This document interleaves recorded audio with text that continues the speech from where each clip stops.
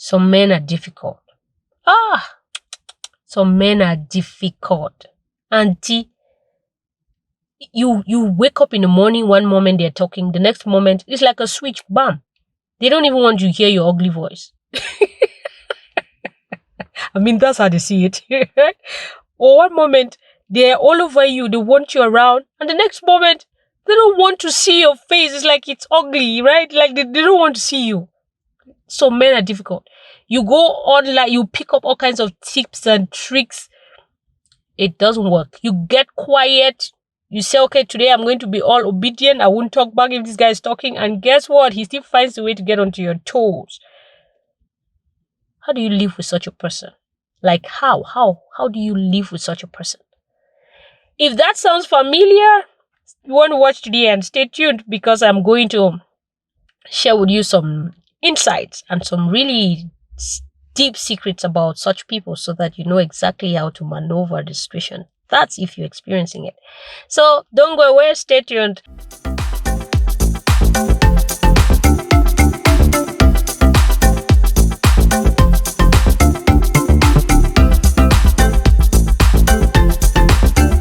Hello and welcome to Tips and Secrets with me, Pauline. This is the Ministry of Practical Solutions to Love Affairs. Yeah.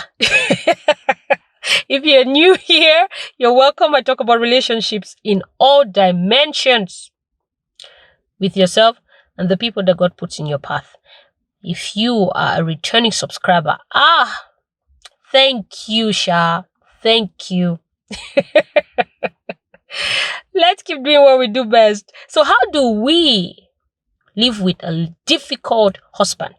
I mean, you can't walk out of the marriage. You want to stay there, right? But you want to unwind his behind. You get it? Yeah. How do you do it? Now, let me tell you. The deep secret with difficult people is the fear, that state of fear that they live in. For the most part, the fear of a familiar past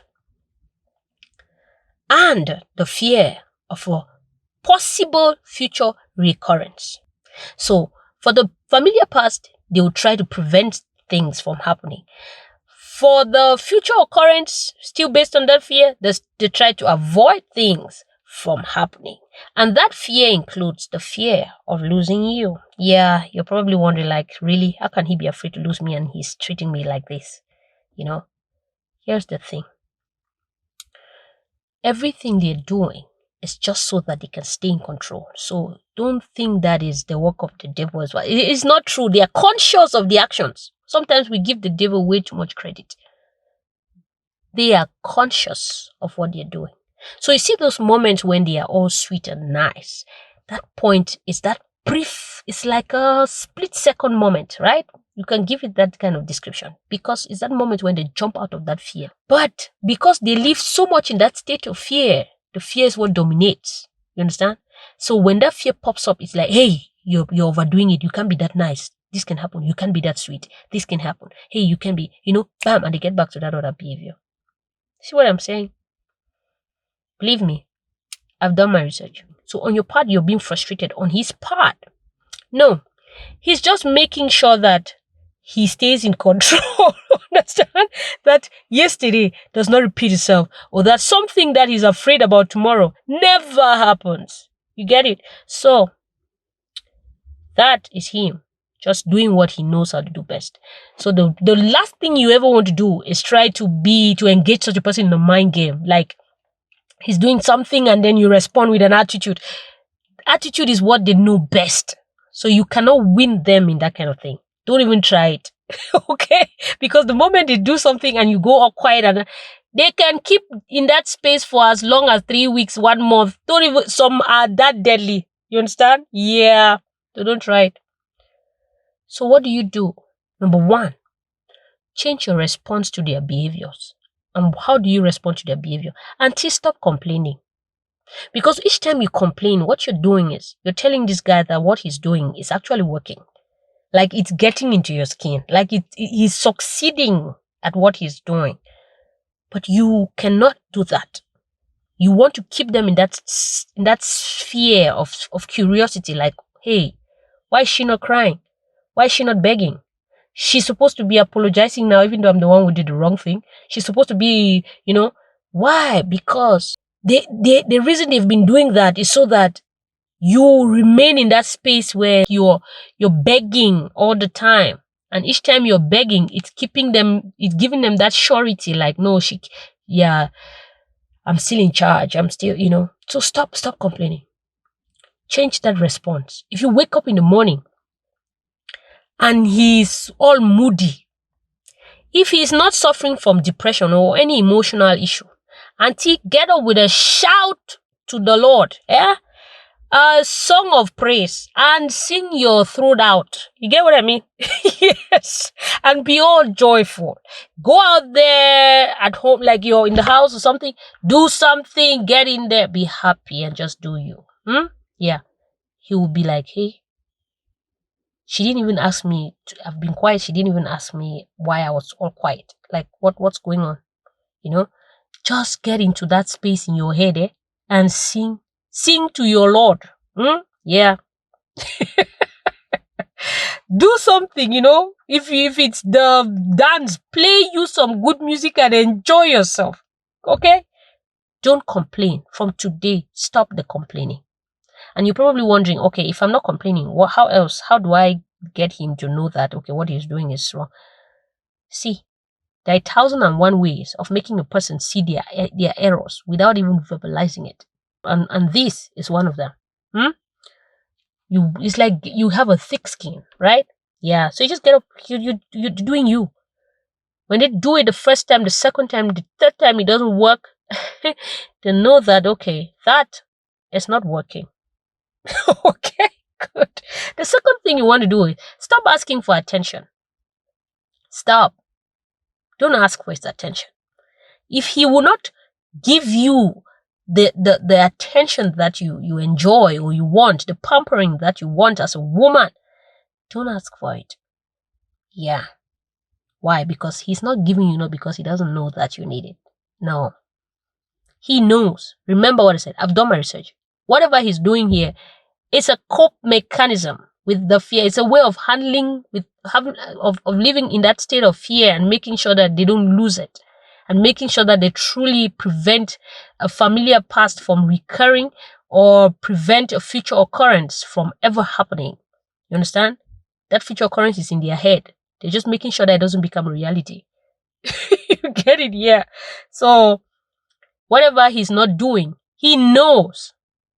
You understand? And you would even know that, of course, he knows. If you look down memory lane and see how he used to treat you when he was still trying to get you into his life, you would see that, yeah, he knew all of those things. He didn't lose memory or something. So, yeah, he knows. He's just not doing it because he's trying to stay in control. Okay? And that brings me to the third thing, which is to give him his space. Yes. Most of them are doing these things. When you see, like, a man who just want to be, I just want some space. Please, I just want to be quiet. Please, I just want to be myself. Everybody's laughing, everybody's doing something at home, and the whole family is together, but they just want to be in the house. Remember, if he's depressed or having an emotional concern, then okay, you want to find a way of helping him, to unpack that load and to heal. But if it's just that difficult thing in the way, auntie, don't meddle. He wants space, give it to him. You understand? And while you're doing that, enjoy your best life. Enjoy your life. You dress to kill. Get onto a list, get a sheet of paper and write down a daily schedule for yourself. And on each day, put something there that you're going to do to enjoy your life. On the weekends, go somewhere. And when you're going, dress to kill. If you don't have any place to go to, until dress well and go to church. Go and sit down. Yeah? And enjoy the presence of God. Talk with your Father. If you don't have any place to go to, go there. You cannot lack a place to go. That's what I'm trying to tell you in effect. Dress well. Go out. Yes, have fun. Go window shopping. Yeah, I shop, if you want to call it. Dress well and go for it. That's to say, live your life. Do the things that will elevate your mood and learn how to manage your emotions in such a way that, and your energy space in such a way that he's not intoxicating your own. So that will mean you picking your battles. Like, you're not, remember, the whole thing is about the response. It's about how you respond to his behaviors. If you continue to complain, to ask, he terms you a nag. You understand? And the next thing you know is you still remaining in that space where you're begging and begging and begging. You were on your own, oh, before he came. So you cannot all of a sudden become a curse for loving somebody, right? Good. So sometimes what you really need to do is understand where this person is coming from. Look through the lens of what they are looking at, and strategize your approaches. Work on the way you respond to this person. And why would these three things bring back that environment that you enjoy to live in? One is going to disarm this guy, okay? Because whatever he's putting up is his own way of, remember, he's trying to stay in control. So you doing all of that is making him know that, hey, Oga, I can be happy without you. Yeah, like I can be really happy. I can enjoy this life even in your absence. So you either join my happy dance, or you get going. You understand what I'm saying? Or you stay on your lane. You see, you get what I mean?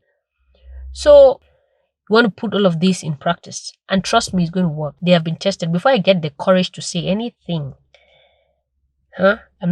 anything in public, on air like this, I make sure that people have tried it and have brought back at least 90% of those who tried have brought back a positive feedback. And this is me telling you that it's going to work. That will be it for now. Come back next week for more, and there's always something good here. By the way, don't forget, like like this video. That's the third time I just said it. It's serious. Like it. Bye.